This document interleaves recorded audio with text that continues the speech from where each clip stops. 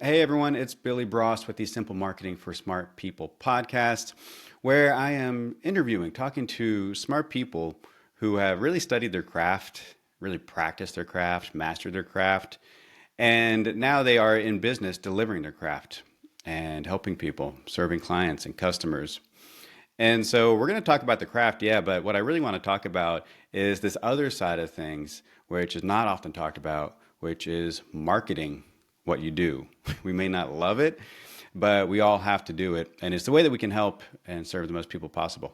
So today I am talking to a very smart person who has a very interesting craft, which is magic. And so, very happy to be joined by my friend, a buddy of mine who I met when I was living in LA, Tetro. Hi, everyone. It's nice to meet you. Thanks for having me on your podcast, Billy. Yeah, excited for our chat. Yeah, I've been fascinated by what you do ever since we met, and not just like the showpiece, what you do when you're on stage, when you're in front of a crowd. But as you know, I'm a marketing guy. I like to talk business, to talk shop. And believe it or not, everyone listening, like that is a component to doing magic as well. There is definitely a business side of it. And we always have good conversations around that. And I'm always fascinated to hear your stories about that. So I want to get into that in just a bit. But first, I want to start with the magic. So when did you first realize that you want to be not just do magic, but be a magician, a professional magician? Sure. Well, I first wanted to be a magician when I was a kid, which I think is a common thing. It's like you want to be an astronaut or a policeman or a firefighter or a magician, and it was a hobby. It was something that was very interesting to me at the time. I got into it when I was a kid. I actually saw a magician on TV by the name of Jeff McBride. He was doing the sleight of hand magic where he's making cards appear and disappear at his fingertips. It looked like real magic to me, and it was then that I, became interested. And I went to a magic shop and asked about it, and they said, "Oh, well, you just came out with a tutorial." So I got very excited, bought the tutorial, went home, started practicing it, and started performing it at school. Then got invited to do a live TV telethon when I was 16, and that was my first chance to really like perform on stage. And I was hooked on magic at that point. But for many years, it was a hobby. I did all kinds of different things, and then I went to a place called the Magic Castle in Hollywood, which many of you might be familiar with. And the headlining magician for the whole week, to my surprise, was this guy Jeff McBride, who I saw on TV when I was a kid. And so I got to meet him finally and say, "Hey, you're the reason I got into magic." And he said, "Well, why don't you come study with me in Las Vegas?" Turns out he's one of the top magic teachers in the world now. So I got to study with him out there. We became close friends, and eventually he became my mentor. And then I went full time with magic in 2018. Yeah, there's so much we could dive into.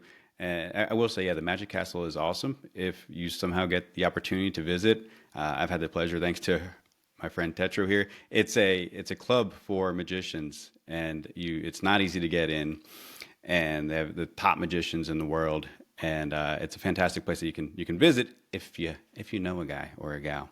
So uh, I love that story, Tetro. And so I'm curious then. So you got into this as a hobby, like so many people do, but the vast majority of people keep it as a hobby. A lot of them probably drop it, or if they stick with it, again, they have a real job, and magic is just kind of something they do on the side.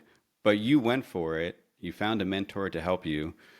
You really dove in. I mean, bridging that gap from just something that you might do on the side, maybe just like at a cocktail party, to making this your career. I mean, would I be correct to assume that it takes a whole different level of dedication and practice? Well, absolutely. I kind of look at magic similar to music, and I did music for a bit as well, learning to play different instruments, being in a band. And it's one of those things where it takes a large amount of practice, usually in private, so you can hit every single note and then it resonates as music. Same thing with magic. If you take it out too early, it's like, it's not quite, it's uncomfortable for everyone, including you, especially for you. But if you put in the time, usually in solitude, until you can hit it perfectly, And then when you share it with people, it's an incredible experience for them. And so it's definitely worth the big investment that you put in up front, because then you have something special that you can share with people for a very long time. Yeah, and one of the things that I talk about a lot in marketing is I work with so many people that have such good products and they support so much into what they do. Let's be honest, there are a lot of people who sell stuff and they're just not very good at what they do. They probably shouldn't be doing it. They haven't put a lot of time into it. It's more so like, okay, I just want to make some quick money, but like I don't really care about the quality of my product. Mm. I have always chosen not to work with those people, but rather people like you who actually have the goods and now you just struggle to communicate it and to do this marketing thing. Like that's always been my sweet spot. And one of the things I always preach is like, look, reveal behind the scenes and show what went into learning your craft. Because a lot of people, like customers, prospects, just don't realize that. And so so I'd love to hear a story from you about because I know many hours went into getting to the level that you are at. And so obviously we can't cover all those, but if we could see just like a movie clip of you getting to that level where you can go out and do this in front of people and not have it be awkward, but like have people get the reaction that you get, which is I've seen them, like a lot of applause. What might be one of those movie clips of you learning your discipline? Sure, like a specific piece of magic that I worked on. Yeah, I know a lot of that's how you guys often approach magic is around the trick, like learning a trick, and that might take you a certain amount of time. So yeah, is there like one trick that stood out? Yeah, I mean, I like to think of it as like a whole routine, like a piece, because it has a beginning, a middle, and an end, and then it should have proper scripting. It should have, there's many different elements to completing a whole piece, and it can be made up of a variety of different tricks or effects throughout it. One that is very special to me that I worked a very long time on is a routine where I borrow somebody's driver's license from them and begin to animate it, make it come to life, and dance around, move in their hands, and then take flight and fly around all around my body and above my head. And it's the reactions are incredible. I like close up magic a lot because when you see it happening right under your face, like in your hands or with a borrowed object, it's even stronger. Personal borrowed object, even better. And that one took me 3 years of practice before I was ready to take it out. So it's standing in front of the mirror and just practicing and practicing, dropping it over and over and over again until I could get it to do what I wanted it to do. And yeah, uh, it was well worth the investment, but it took a long time to develop. Mm. Yeah. Are there many magicians who just aren't? I mean, I bet you made a lot of sacrifices too. Like, things that you could have done, friends calling you up, hey, Tetro, come to the bar. And you're like, no, I need to practice this routine. This takes a long time. Like, are there a lot of people who just won't put in the time into something It's, like that? I think it comes down to finding something that you love so much that it feels like play and work at the same time. It's not just play. Um, and hopefully it's not just work. If you love what you do, it's both at the same time, and so it feels like an investment to me, and I don't feel bad for missing out on other things. Like I know it'll be worth it because I think to myself like, well, I'm missing out on experiencing some of that fun, at this party or whatever, but when I do come back, I'm going to be able to share so much and add to everybody else's fun that it's going to be worth it. So I think, yeah, in business, if you can find people that are super passionate about what they do, they're putting in the work behind the scenes because they love it. So they'll be up late at night or when you wouldn't be normally working, they're probably working on their thing because they love what they do so much. Yeah, I love that. That's so key. You really have to. You're not going to put in that time if you're not enjoying what you're doing. If it feels painful for you, if it feels like work, and how great that then when you are done with this thing, it wasn't just play, and you can go out and share it with other people for one, and two, build a business around it. Right. Absolutely. So you mentioned Oh, I do want to ask you about that one though. That must have been pretty cool the first time you nailed that trick in front of real people, huh? Yes, yeah. Well, I had seen a good friend of mine actually was performing that, and I saw his version of it, which he had learned from another magician. And I mean, there's only a few people I know that do it, but seeing the reactions that it got, I just said, all right, I've got whatever it takes, I'm gonna learn it. And some things take days, and some things take years. But if you want it bad enough, you just keep working on it till you get it. And I just commit to it. Um, yeah. Some things. One of my That, mentors taught me. Some things will that you love will love you back, and some things that you love won't love you back. So you yeah. don't really find out until you put in the work whether or not it's going to work for you. I want to ask you about, you mentioned close-up magic, that's what you really like. Tell me more about that, and then if you could zoom out from that, and we'll start to shift more into the business side. What are some of these different disciplines of magic? I know you mentioned close-up, so we'll start with there. Yeah. Well, with magic, it's interesting because you can break it up by different types of categories, right? So you can think of magic in terms of the places that it would be performed, or sort of like the format that it's performed. Some of those would be, for example, strolling or roaming, also known as like walk around magic, where you're doing close up. Let's imagine like a cocktail hour, and you're going from group to group performing. Uh, and that's one of my favorite things to do because you get to meet so many people, and you get to the magic happens so close to them, often in their hands. Then you have a close-up show, thinking like at the Magic Castle, usually seated at a table, group builds around you, and you're doing a close-up kind of theater style show. And then you have a parlor show, which is a stand-up kind of like living room show, if you could imagine, maybe 20 to 50 people, something like that. And then you have your platform or big stage shows, right? So those are some of the different types of formats. Within that, you've got the different markets that some magicians might. So a magician might specialize in a particular format. Some magicians are like, I'm a close-up magician. That's what I do. And then you've got the different types of markets, right? Some people specialize in private or corporate events. You've got the college market. Uh, you've got cruise ships, trade shows, television.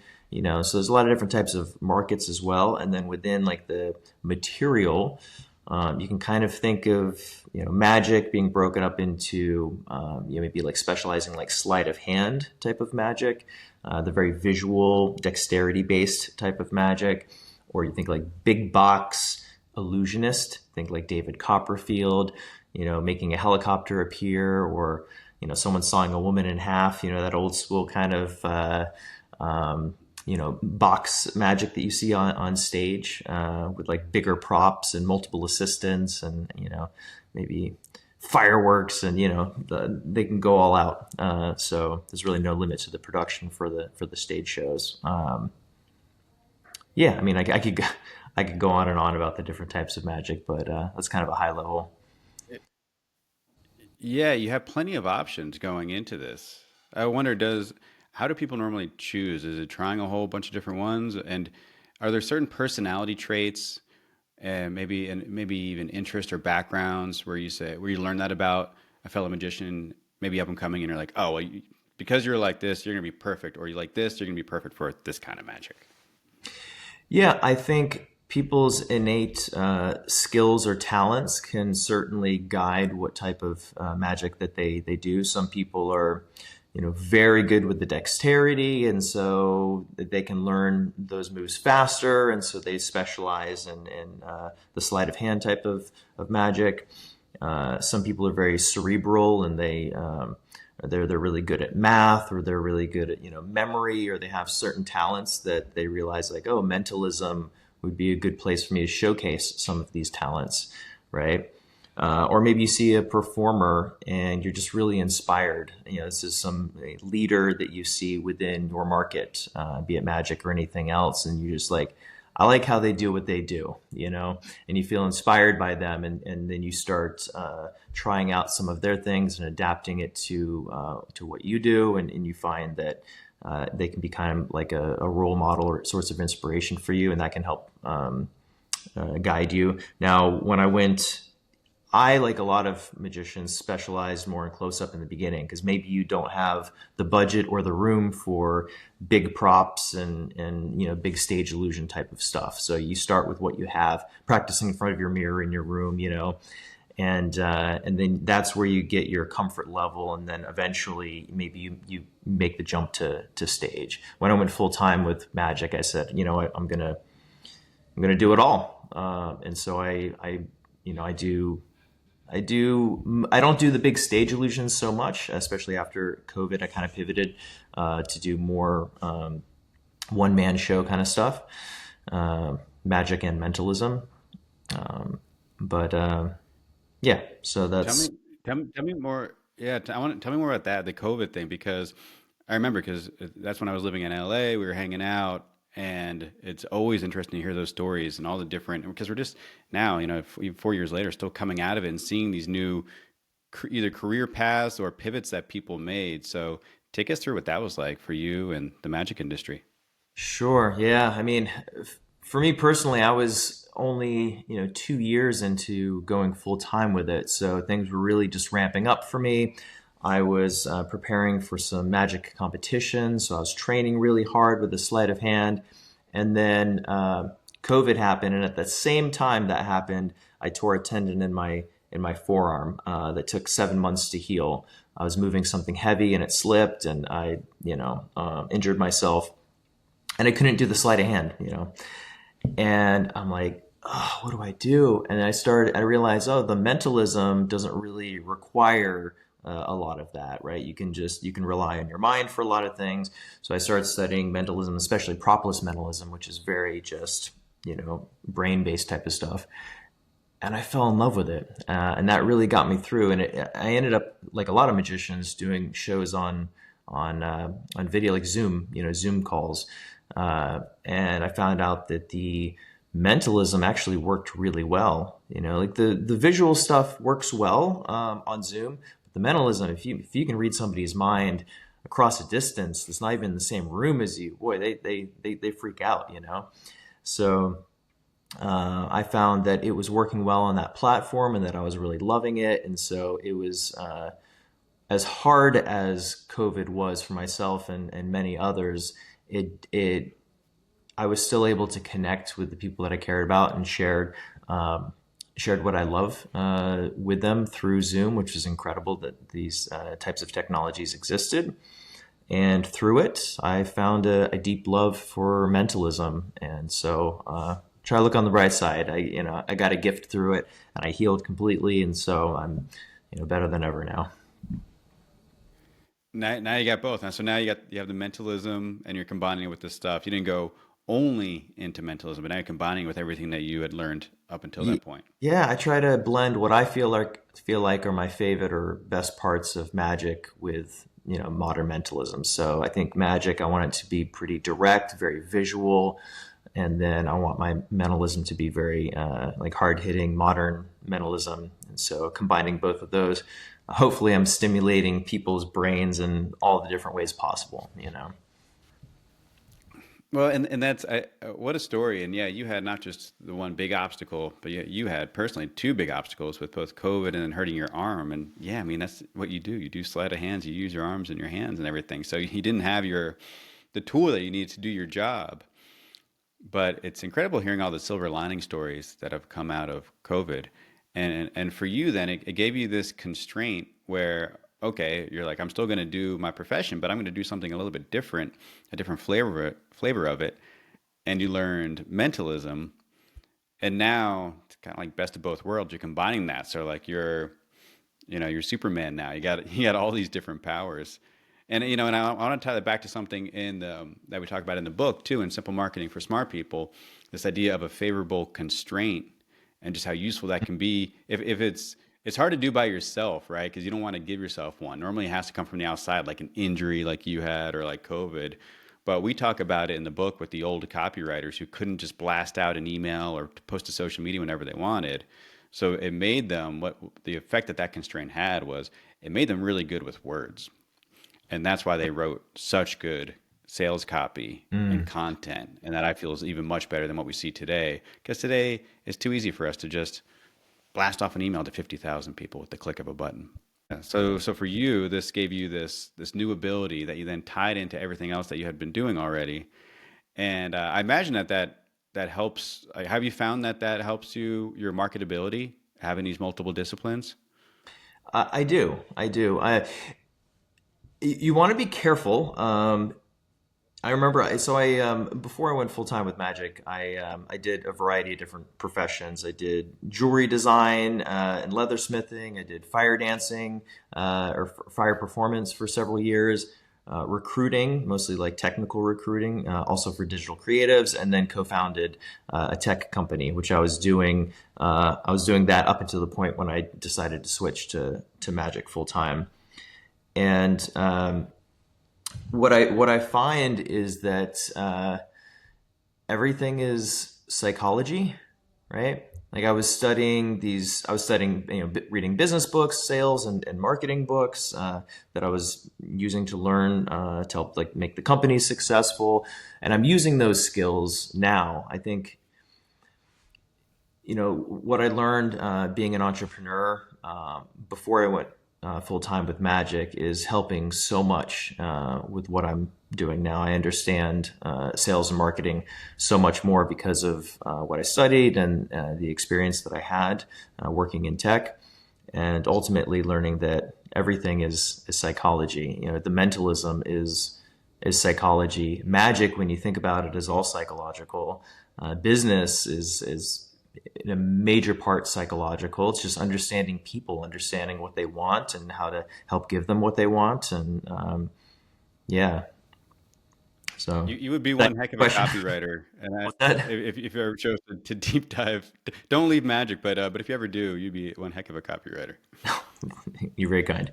I've seen my writing. I don't know, but thank you.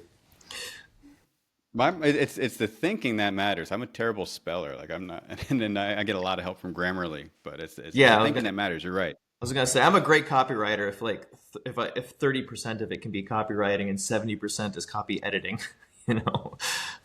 Yes, yes, that is the way. Okay, got it. So then tell me more about, okay, so now you have these multiple skill sets within Magic.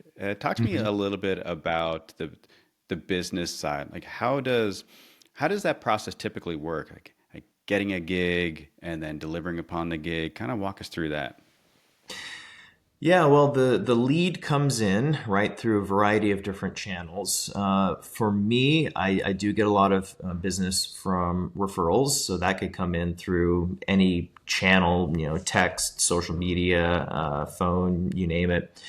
But a lot of like the sort of net new business that I get comes in either from my website uh, due to the SEO work, or sometimes I'll run Google Ads for that.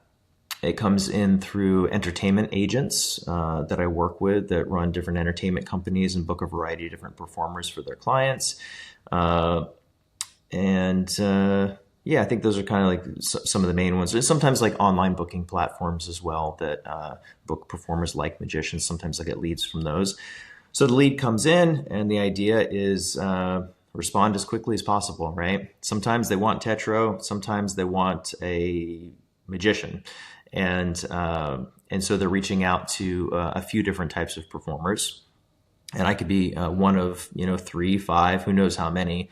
So responding to them quickly shows that I care, and helps get in touch with them hopefully before my competition does, and then try to get them on the phone as much as possible, right? Because the phone call is really where you have a chance to convey your personality. It's a chance where you get to really understand much better what it is that they want, what their needs are, what their pain points, what their concerns are, all these things. And then I can communicate what I do in a way that speaks to them and what they care about. Once I've done that, they hopefully like what they hear, and then we'll kind of choose a format or length of time that I'm going to perform for, and I give them a quote. Sometimes yes, sometimes there's negotiation, and then I moved to contract and deposit.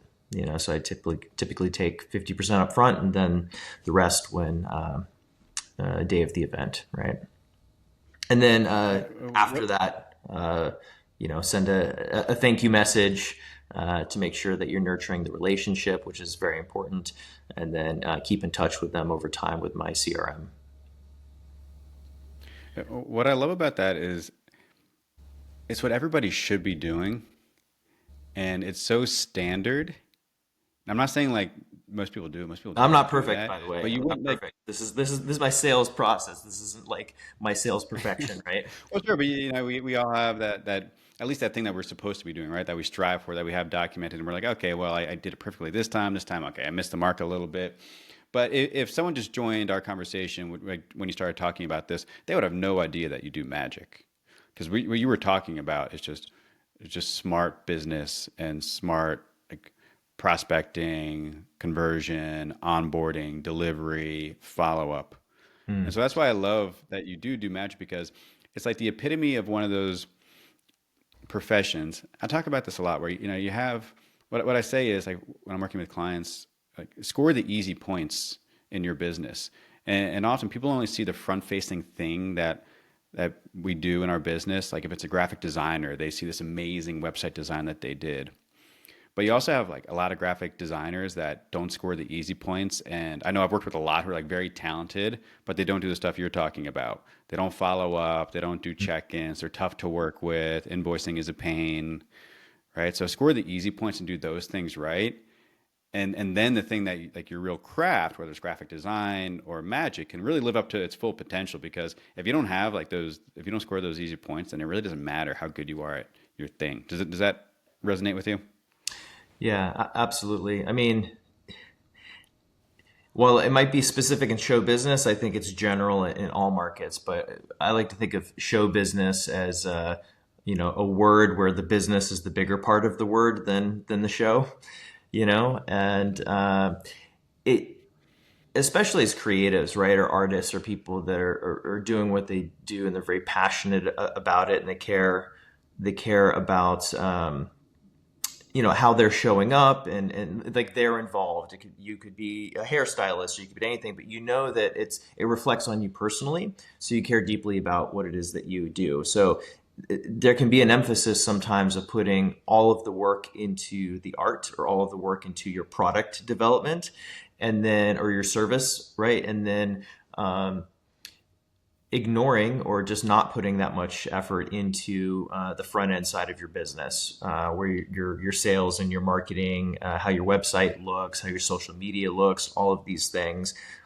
For me, I had to link in my mind at kind of a deep level that this is all part of one and the same, and that in order for me to create the best art and share it with the most people, I have to be successful at this as well. Like learning SEO is like learning to play the guitar. I had to kind of just like link it up in my mind that way. Like if I can learn how to, play this instrument, or I can learn how to do this thing, then I can learn how to do this.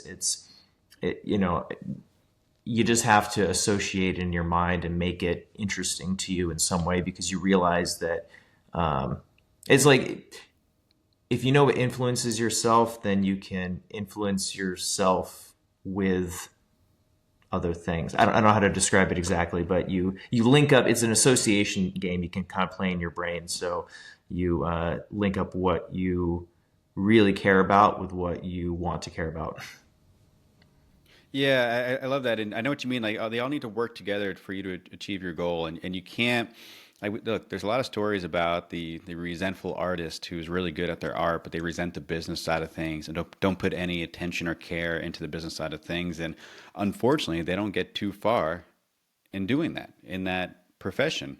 So you really have to respect the business side of things too, and see that it only enhances your art. And again, as someone who's bought creative products before, like we'll go back to graphic design, I'd rather have the person like just nail it on the business side of things, and they don't have to be the best graphic designer in the world. Like I'll take a hit there to have the other things in place.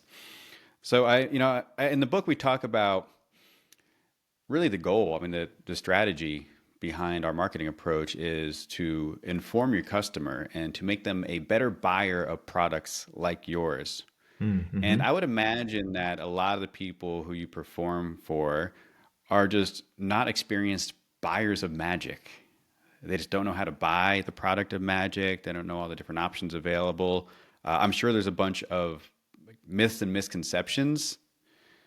So can you talk a little bit about that? And because I know you, I know more about what you do, and I know that in-person magic is your thing. And these days, there's a lot of like non-in-person magic, right? Like social media magicians. So talk a little bit about that as well, because I know there's a lot of misconceptions about that when it comes time to then perform in person and what you're getting. Sure. So you asked about different like myths and magic.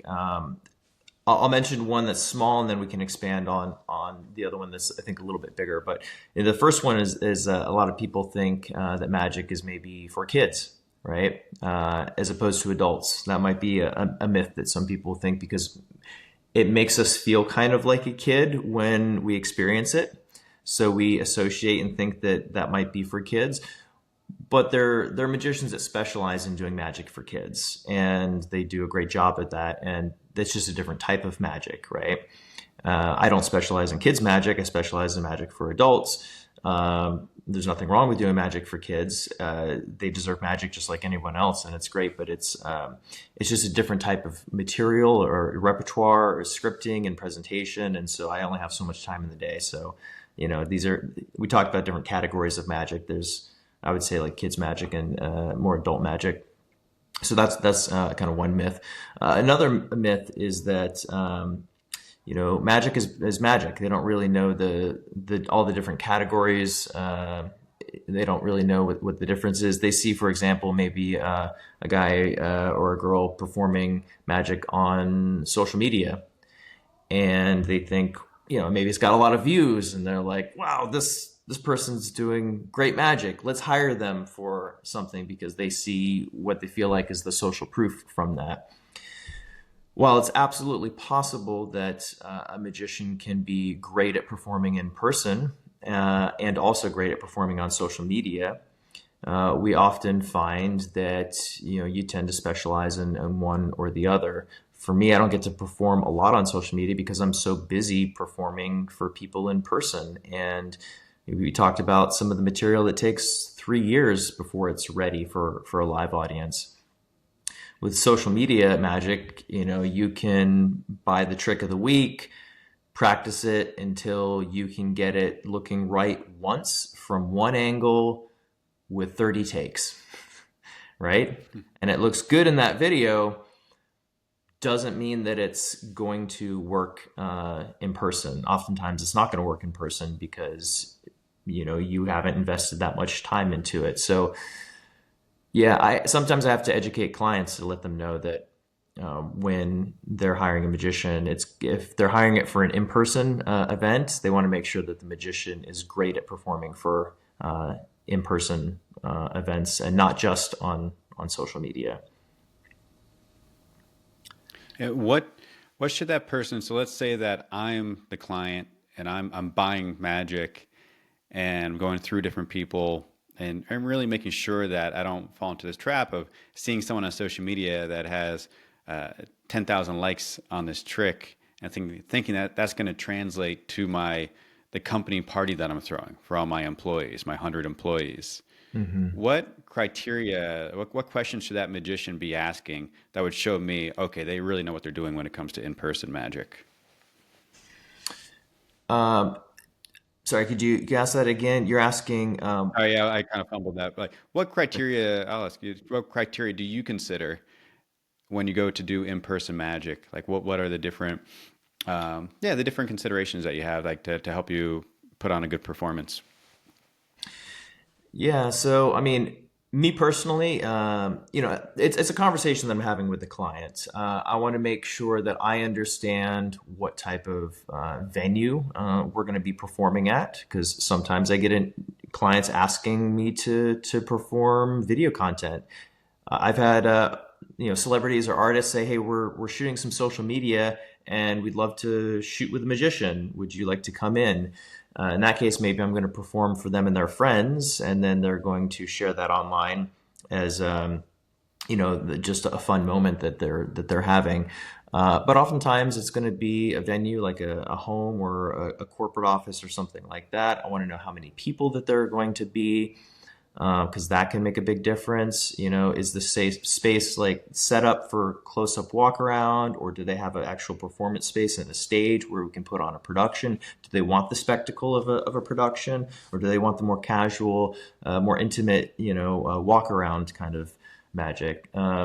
So I'm going to ask questions to help me understand what type of uh, event that they're having and what type of magic would be best for that. I love that. I love how I hope our listeners and viewers enjoy that too. How it really shows that you know what you're talking about. When it comes to especially in-person magic, that I'm sure if there was someone who like just went viral on Instagram for a trick and they had never done in-person magic, and then they got a phone call, hey, can you come to our corporate event? They would not be considering the things that you just so easily rattled off. Possibly, right? Like I don't want to sit here and say that social media magic is bad or that anybody that does it is bad, but it is important to realize that if you are doing it a lot and your goal is to feed the algorithm and do whatever is going to get the most views, you're going to be influenced by different things uh, than a magician whose goal is to perform for people in person, right? So uh, yeah, I mean, one time I had a corporate event, big like conference type of thing, and my friend recommended me for that, and they were looking for a magician, and he recommended me, and someone else recommended another person who had a viral social media video at the time, uh, with millions of views, and they ended up booking that person for the event. And they came in, and he told me the person just bombed really, really bad, unfortunately, because they weren't able to handle performing for multiple people, different directions, all at the same time. Their material wasn't bulletproof or totally reliable, and that happened for that person, but they were kind of burned a little bit from thinking that they wanted to hire a magician again because they thought that they saw the social proof there, but it turned out that that person was just good at performing for the camera, which is a different type of skill set or discipline. So whatever our profession is, and maybe that was an opportunity for me to do a better job of educating them why I might have what they're looking for. Um, so I think it's important whenever we're working with clients to find out what do they know, what do they don't know that they should know, kind of a thing, right? It's on you to help understand what we might need to fill in for them, and so that was a good learning experience for me as well. Yeah. That's such a great story in that it exemplifies really what we preach in the book, which is this idea of educating your customer. It's win-win. I mean, you talk about that client having been burned by that person who just wasn't prepared for in-person magic because they were primarily a social media magician, and that casts a shadow on all of magic. As like you said, they were considering whether or not they wanted to hire a magician again. So it makes all magicians look bad when something like that happens. And market education, and so everyone's informed of both the magician on the magician side and the client side is just better for everyone. And there's nothing wrong with social media magic, No, and I and don't that think can be a magic very as well, for sure. But I look at it can it be a as very viable business model. You can make a lot of money from you get a bunch of views, monetize with ads. That's a different way of monetizing than the way that you monetize, which is with these in-person performances. The problem is when you start to mix, and of course there are exceptions, right? But if, in general, when you start to mix the two, and you have someone going in this direction, for example, because it could go in the other direction, in person to social, but someone going social to in person, it's unlikely that they're going to have the same experience, the same knowledge base, and know how to nail that type of a performance. Which is why, yeah, this market education is so important. Yeah, and social media can help any business. We just have to ask ourselves: is the social media the business, or are we using social media to help our audience or our clients understand more about who we are, what we do, and get a little sample of what we do, right? So if I'm going to do magic on social media, it's going to be uh, so that they can, because people want to see it. They want to see what they're going to be buying as well. So I can show them some magic so they get a sense of my personality and my style. And I think that's important. Like we want to make sure our social media looks good, reasonable for whatever market that we're doing, whatever that might demand. Entertainment I think demands a little bit more. Um, but yeah, one thing I wanted to mention that I was thinking about earlier, we were talking about business and being sort of like maybe like a sole proprietor and what that might look like, and learning about sales and marketing. I think also surrounding ourselves with people that share the interests that we want to share, right? As we mentioned, artists, it can be hard sometimes to find artists that have a passion for business as well, but they're out there. And by me nurturing those relationships, I've become a lot more successful with my business by uh, associating with and supporting and collaborating with other magicians and mentalists that care about business and understand it. And so we all kind of support each other and lift each other up. Even though we're all our own sort of business entities, we collaborate to help each other. And I think that's important in any industry. Oh, heck yeah. Yeah, there's really no reason to not be doing that. And ideally in person, and I travel a good ways and pretty often to do this, but you don't even have to. I mean, join an online community, Facebook group, circle community, Zoom calls.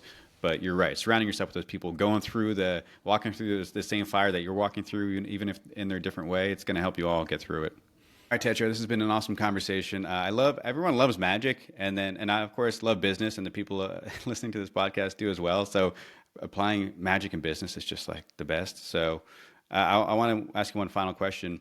If there's anything else, think about the top things, and there's a lot of things that have helped in your business, but the top keys to success for you.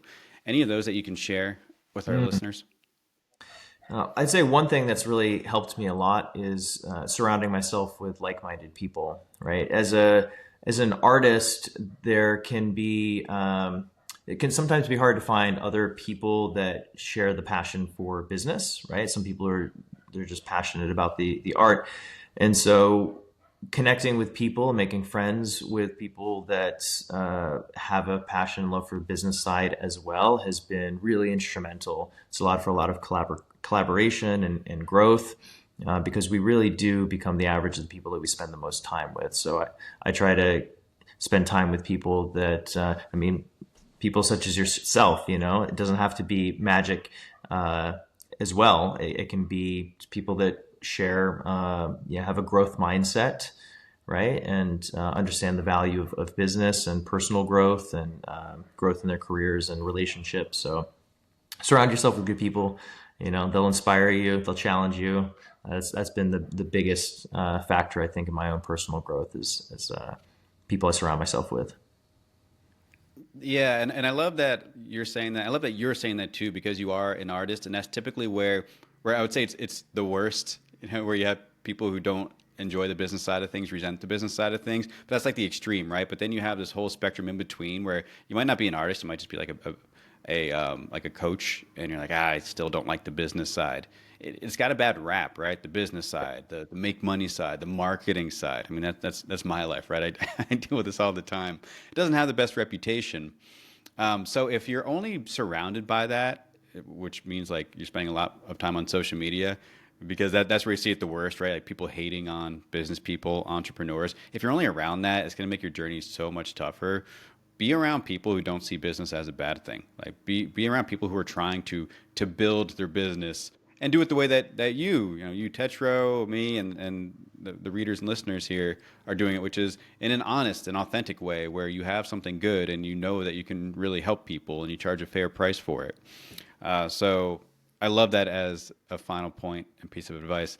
It's been a blast, man. Yeah, thank you for coming on. I've learned a lot. I know our listeners have, and let's please keep in touch, of course, and let our listeners and viewers know where they can find you. Thank you, Billy. Well, you can find me, I think, directly through my website would be the easiest way, which is tetromagic.com. You can also find me on any of the social media channels, Instagram or any of the others, and that's at tetromagic. So that's pretty straightforward. Tetromagic.com for the website and at tetromagic for the social media. I hope to connect with you there.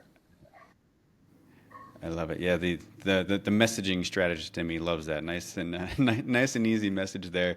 And so yeah, please, gang, reach out to Tetro. Say hi. Tell him that you enjoyed this podcast.